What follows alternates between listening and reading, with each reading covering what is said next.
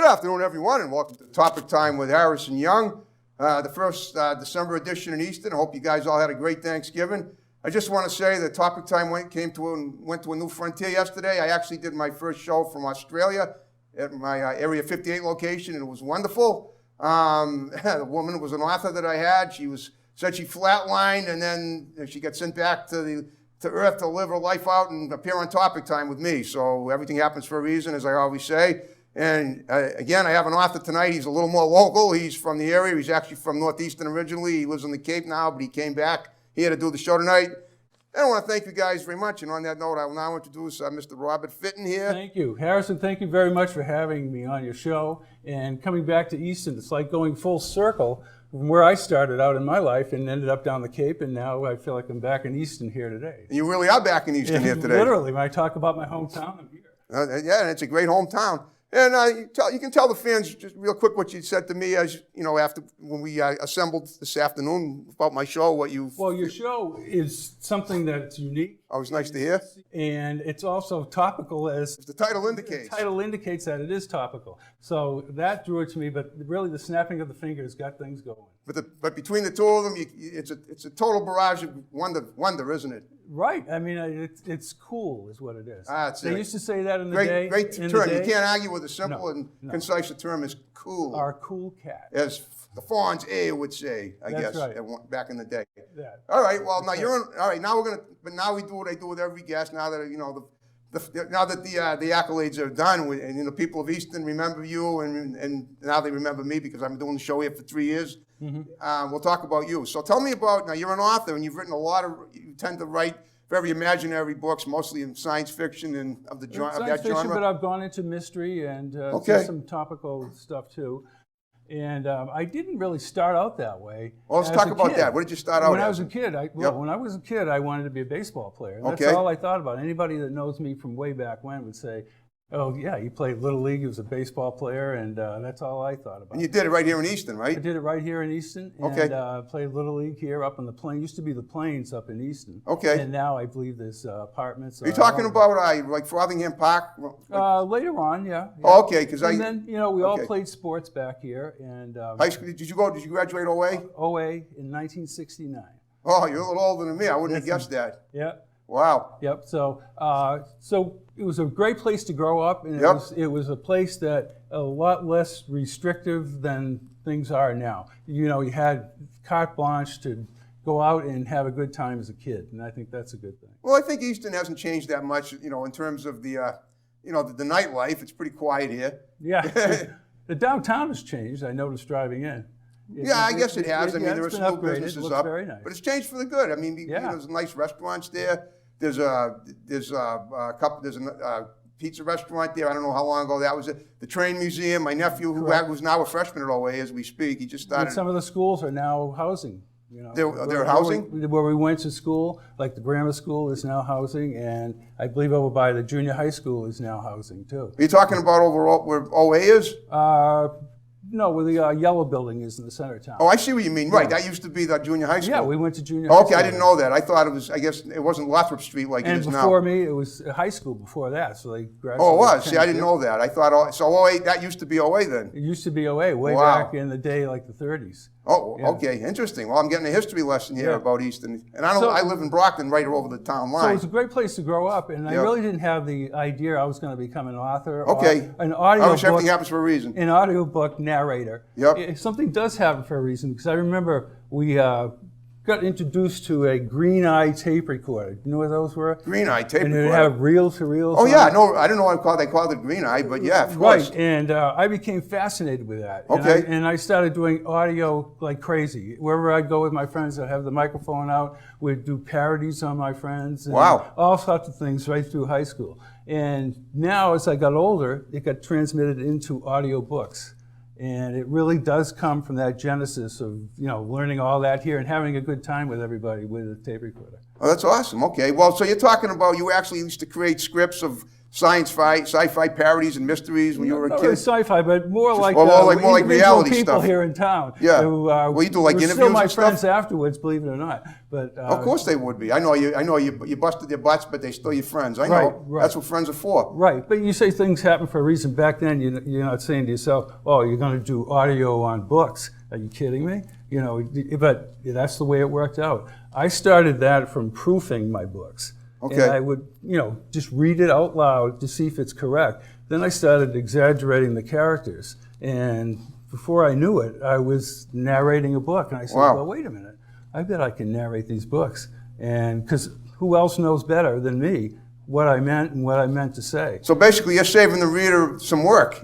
All they have to do is listen to Well, if you you're in the instead of reading. car or Yeah, right. just around the house and want it going, Okay. And I added some sound effects on some of them too.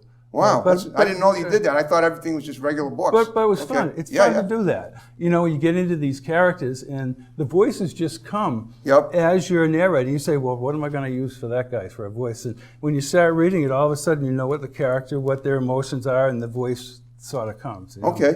Well, tell me about the type of books that first of all, now you started, as a kid, you've already felt that it was important to use sound as a tool for your writing. Sound is a tool, and I'd always be doing not imitations, but empathy with somebody would say something, and I kind of flip back, imitating them, that type of thing. Okay. But I think that was more getting into a character, which I didn't know at the time. Right. But in a way, it How was are you to building know? it was building your literary aperture, if you will. That's a good Thank you. term. Exactly. Yeah, I was a that's- writer too. If I had my notebook here, I'd be writing that down. Feel it right. Go ahead, write it down. You can take credit for it. But it wasn't until I got into college and I was in a course. What college? Up at UMass in Amherst. Okay. And I was majoring in American Studies, which is American history and political science. You weren't a party animal there like everybody else?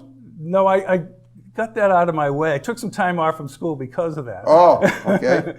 And then when I went back to school, I was serious. Okay, good. And I think that works out for a lot of people. That happens. They Well, go good. I back mean, you had a good attitude going in. Yeah. It's a very nice area. I know the town. Oh, it is. Yeah. Hiking up there. I would have stayed up there, but I ended up going to LA because of outside sales. Okay. But getting back to what I was saying, you want to be able to write. Okay. So I'm writing this, supposed to be a 2-page story about the Native American Indian. Okay. All of a sudden I'm typing and typing and typing. What the heck? This is, I'm pretty good at this. And all of a sudden I'm 10, 12 pages out, and I do a couple drafts on it, turn it into the professor, and he's ecstatic. Wow. He can't believe it. And all of a sudden I say to myself, I know how to write, and I kind of let that go by the wayside. And I started in on a novel a little bit later, a Star Trek novel. Wow. I was a big Star Trek, the original series fan. And I said, I'm going to write a Star Trek novel. I know all the trivia. Did you have to buy the rights from Gene Roddenberry? Well, that has a whole story behind it. Okay. But what I did was I sent it down to New York and got an agent. Okay. And if you know anything about Seinfeld, this would be like I know all about Seinfeld. all right, this would be like George Costanza getting an agent. All right, this is Louis, the literary agent. Okay. You can just imagine where this guy ended up bringing me.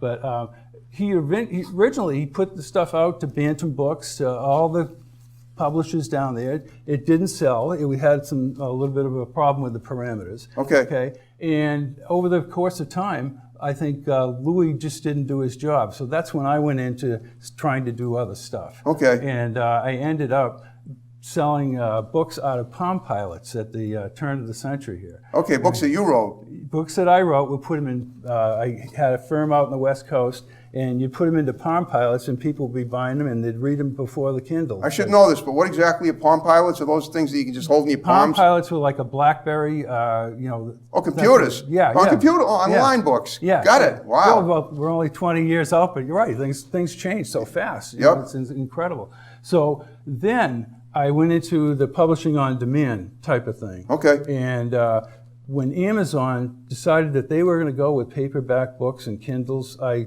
switched everything over there. And then I became in full control of it. And I could be able to narrate the books at the same time. Wow. And that puts me in the driver's seat where I'm not, like you might be sending 20 rejection slips going out. Now, this way you've already got a forum. You can make your own advertising and blurbs and everything else, and you're in charge of it, which is really good. That is great. Okay. And so that's why you went out to LA to sell your own books. I went out to LA just to get a sales job. Okay. Because, but in addition to your writing? Yeah, I did my writing. Well, what did you sell? I sold paint out there. I was a paint rep for LA for a paint company. Yep. You're talking about house paint? Paint. Oh, like this, paint, okay. Yeah. Well, don't forget, when the show is up, people aren't going to see the green screen. They're going to see probably a scenic outdoor eastern scene Well, they behind can us. pretend I'm knocking over a bucket of paint then. Okay, just so everybody knows that. I think everybody knows that we have a green Well, screen. I thought of that myself after I did it. But. All right, that's awesome. Okay, so that was. What did you major in at UMass? American Studies and History. My parents were always big history buffs. Brought us around to the country to all the battlefields and things like that. Okay, when you were growing up, they took you So around. when I write time travel novels, it's American history is what I'm doing. I'm bringing people back in time, and I'm creating a sci-fi plot, maybe with some aliens and things like that. Okay. But it's basically American history that Okay, so what about futuristic stuff? Do you write about that as well? Yeah, most of these aliens come from the future, and they're causing havoc in the future, and they end up coming back to whatever we are, 1939 at the New York World's Fair. Right. You got these beings that are back there that don't like the way technology is going, and they've come from the future to destroy people. So, wow. But then you got the history of the fair at the same time, which is what I like. Okay. And did a similar thing in 1927 with Babe Ruth. Babe Ruth, 16 home runs. 27 Yankees and all that. Yep. That's mixed in with a whole bunch of other alien stuff too, which makes it unique. You don't usually see. Oh, okay, like right. that. You dwell in the original. You mix stuff together that in and of itself and is you have original. To be careful. You have to be careful because you don't want to lose your credibility. Yeah, you took it right out of my mouth. Yeah, that's what we do. Yeah, I didn't mean to take it out of your mouth, but you know what I mean, okay. right?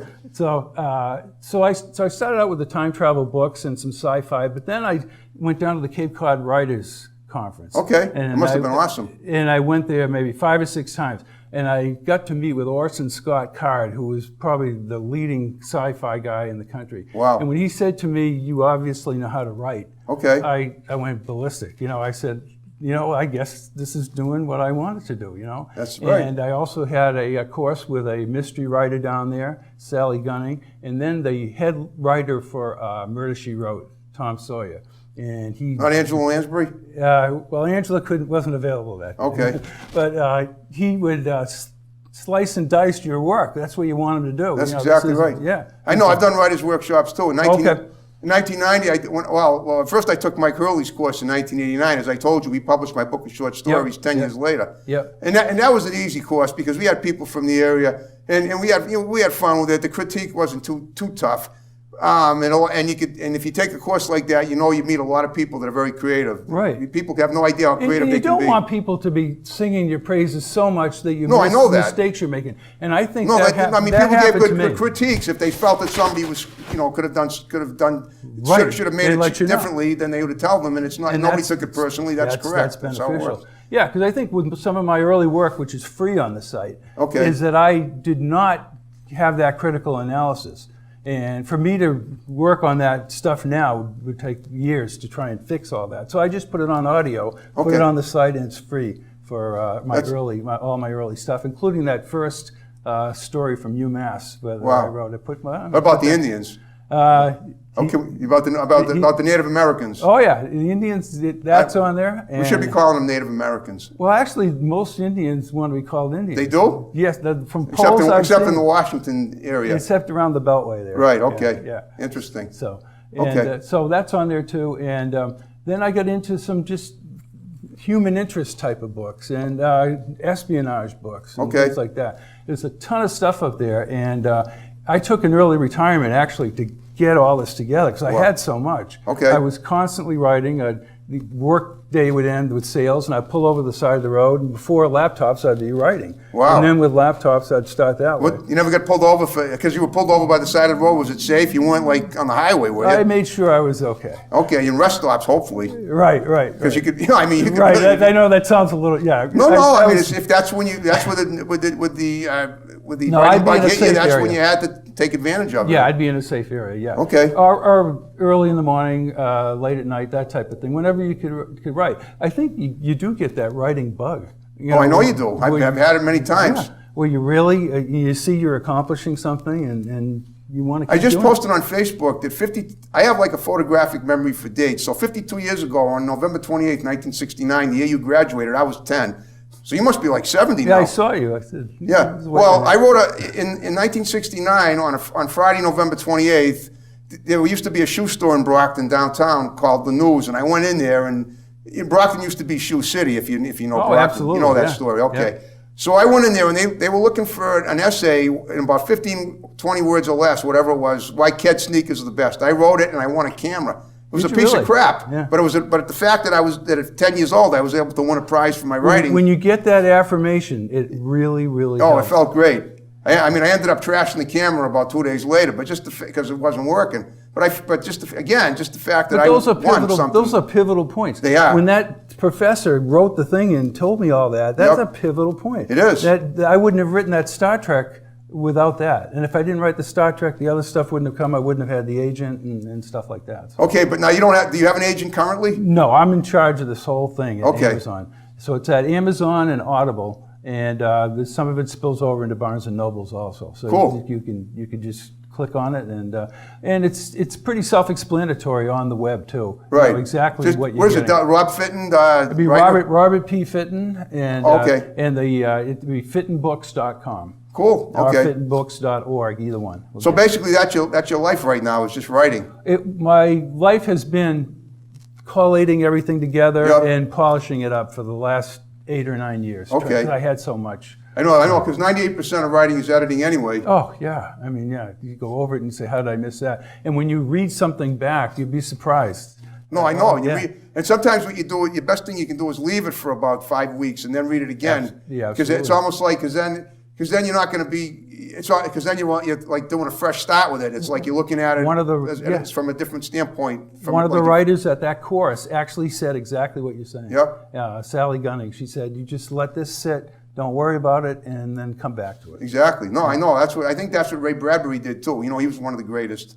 I saw him in person out in L.A. He spoke at a library in Glendora, California. He was amazing. And I got his books up there and got him autographed. So he was one of your inspirations, I guess. Well, he was an inspiration and a groundbreaker. He wasn't afraid to write that stuff, and What about Vonnegut? He was one of my. I read Slaughterhouse every Five, book that he I've ever. read I went in a tear in February of 1979. I read every freaking book he ever wrote to that point. Yeah, he just was over the top. He was. He really was. And I wrote him a letter once too. He never answered it. It was kind of over the top as well. but Billy Pilgrim and that Billy Pilgrim, yep. whole Slaughterhouse Five thing, yep. trying to decipher that. I'm still trying to decipher the time period and all that. It's Well, that was the war. Yeah. World War II. Yeah, Dresden. Dresden, right? Bombing of Dresden. We saw the movie September 3rd, 1972. Yeah.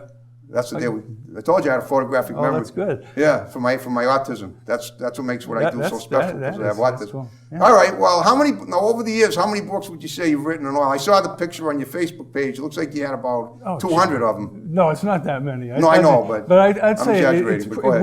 with the freebies, it's in the upper 40s somewhere. I That's don't know pretty good. the exact count. But and again, the freebies are good just to get the gist of my style. Right. It may have been a little rough the way it was written, but at that time. But the style is there, the plot is there, the aliens are there, and Wow. it's good. Yeah. Okay. Now the thing is, whenever I'm reading a book about aliens, I'm always it's very difficult. And I loved Lost in Space as a kid. Me too. Dr. Smith. Dr. Smith, he was a crazy man, and but the fact that you're traveling to a foreign planet, and aliens are talking perfect English to you, that's freaky. Well, you get a lot of translators out there. You do, but I'm just saying that if you're gonna create science fiction that's credible, you got to figure out a way that they can do it. They can either communicate telepathically. Well, I did that in a book called Sojourn. Okay. And that's a huge book. It's like, it starts out on Earth and ends up going to the Earth's predecessors on other planets. And they're the Creods, not the Creons. Okay. They're the bad guys. And the bad guy is Sard. And Sard is speaking in his own native language. Well, the two guys that are listening to him have been processed. Okay. Remember you said how they've been processed so they can understand. Right. You have to do something like that or you have no credibility. Exactly. Plus, you got to remember the aliens are supposed to be advanced. Right. They're supposed to be able to understand every human language because they're smart. they're supposed to be smarter than us. They're advanced, but these aliens end up being brutal at the same Oh, time. of course they're brutal. Yeah. If they weren't brutal, they wouldn't be a good. Yeah, right. They wouldn't be nemesis, interesting to write about. Exactly. That's right. I know. That's right. All right. Well, now let me ask you this: do you have any visions of the future in mind for a book that's, you know, Well, I mean, can you envision Earth like 1,000 years from now? Do you have any idea? Just curious if you want to throw some ideas out. I think where we're going now is something I addressed in that Sojourn book. Okay. And the aliens had actually put humans into these capsules Okay, in wow. virtual reality, and that's where they ended up. And I think there's a real Sometimes danger. virtual reality can be very pleasant if it's It done can well. be, but it can also go the other way, and It other can. people can control it. Right. You know, and I think that's the danger we have. We can go one or two ways. Right. We can go toward that transhumanism, Yep. where your body parts become like the $6 million man, and you go to an area where you're controlled, or you can go and use it, like you just said, and use it in a prudent way. Right. So who knows? It could go either way. Well, before the show started, we were discussing that new robotic. The little organism, like the organisms that have been discovered by, or that have been perpetrated by the scientists that are supposed to help the human race, when in fact they may turn out to, you know, burn us in the end. If there's a big question mark there, you got to ask yourself, why are they doing that? I mean, if you don't I know. know They definitively, say it's supposed to help clean up the plastics out of the oceans. well, then what happens when it gets inside you? You know, I don't know. it's something, you know, unless you know exactly. And in one of my books, I had the one philosopher saying "Nachdenken" in German, which means to think. And the whole process was to be able to think about what you're doing in technology. That was the one with the World's Fair. And the World's Fair promoted in 1939 all this great technology. But you have that's right, yeah. It's the same argument you're using now. You have to know where that's going, and you have to think about it. That's true. And people don't. The money comes first. That's true. Well, you know, I mean, it seems like every 20 years or so, a crazy event occurs that you never saw coming, and then it becomes a part of history. Nobody saw Watergate coming. Nobody saw Monica Lewinsky coming. That's right. Right. Yeah, I mean, that was really, you know, off the wall. And nobody saw the virus either. It's funny you should say that, because one of my central books I haven't mentioned is about the Kennedy assassination. Okay. And Stephen King wrote a book, 11/22/63, but he didn't footnote anything, and it came from sources from 60 years ago. And since then, there have been documents released. So things have changed in that area. So I have a trilogy I've written, The Kennedy Paradox, Return to Dallas, and the one I'm working on now, which is American Injustice. And it ties all that together as to why Kennedy was killed. But in the Return to Dallas book, it actually footnotes. If I say something, I'm not going to just say, well, Lee Harvey Oswald did this, or so. It's going to be footnoted. And What exactly does that mean, footnoted? It's sourced. Okay, I see what you mean, right. You want a source on something like, because there are so many conspiracy theories out there. Right, still nobody, after all these years, 58 years later, nobody's really, I don't think anybody knows how it happened completely. Well, they got a pretty good idea. Some of the researchers now and some of the former government analysts know that the CIA and the anti-Castro Cubans were right in the heart of the thing, but it's the cover-up afterwards that is amazing. It is. That was the tough part. It is tough because really nobody still knows. You say there's one thing to have a pretty good idea. It's totally another thing to have not right, exactly to have definitive. Right. They're not going to leave notes around saying, "Well, this is how we did it." And, right. That's all gone. They did that by word of mouth, and they had programs already in place with the CIA on how to do that. They did that all during the 50s. Right. They overturned governments, so they were experts. They were world-class experts, and I hate to say that because I really liked President Kennedy. Oh, I know, I liked him too. I mean, I was only 4 when he was assassinated. So. Well, actually, in that building we talked about, right up the street, we were at a dance at that building, and the principal came out and said, "I had some bad news for you." The music went off, and he said, "The president's been shot." Oh my God, that's right. You were a kid. Right. You were like 12 then. Right. We were concentrating on dancing, the girls out there, and everything, and this just floored everybody. I'm sure it did. Wow. Yeah, just floored everybody. So I think it's a good thing that I did source all that. I'm very, very happy. It took 2 years to do it, but did you relate your own experience of what you just No, what you just I concentrated on, this is a novel, so you got two people coming back in time and I see. Blah, blah, blah. But you also have, like, if they surveil Lee Harvey Oswald, there's the footnote, this is how it happened, here's how the testimony was, etc. and it's just not thrown out there for the heck of it. You know, there's a lot of that going around with that particular event. Okay, well, guess what? We're down to the final 5 minutes of the show. You're kidding. We always make it go by fast. We always have fun on topic time. Okay, well, I hope you had fun with me. I did. This was fantastic. Thank you. I'd like to do if I it. could. I'd like to do it on one book at some point in time. What, my show? Yeah, just talk about one book. Your choice. Oh, I see what you mean. Okay, Yeah. that might work. You know? All right, well, if you had a good time with me tonight, what I always do now is I ask all my guests if they had fun. If you have any friends or people that you know that have interesting stories to tell, I'd love to get them on as guests. Sure. Have them text me. You got my digits now. Unfortunately, I forgot to shut my phone off, and I received 2 texts while we were doing the show, but they weren't too intrusive. It's a couple of dings. I think we'll survive. Yeah. Okay. And that's great. So before we wrap the show up, is there anything on the horizon that you want to mention that you might have overlooked that you got going on? If not, that's fine. I think that the third novel in that trilogy, American Injustice, with the Kennedy assassination, because after that, Jim Garrison investigated the assassination. Is that the one they made the film about, JFK? Right, The one in New and Orleans? the government came down on Garrison, and at the time, I thought he was a wacko. He was the guy that was smoking the pipe. But he wasn't. Right. He solved a lot of that issue there. Yeah, I remember that. It was back in 1966. That's when it was documented. I remember that. So I went to saw that with my brother. Yeah, and they made a fool out of him, but he was right. Well, that's usually when you're right, someone is out to make a fool out of you. Yeah, that's true. Because they're darn jealous of you. Yeah, I've been down that road many times. Well, thank you again for having me. And thank you. You were an incredible guest. Oh, thank you. All right. Well, all right, folks. Well, that's it. We're going to wrap the show up. So the holiday season is upon us. Thanks for watching Topic Time. More great episodes to follow. See you next time. Have a good one. Bye-bye.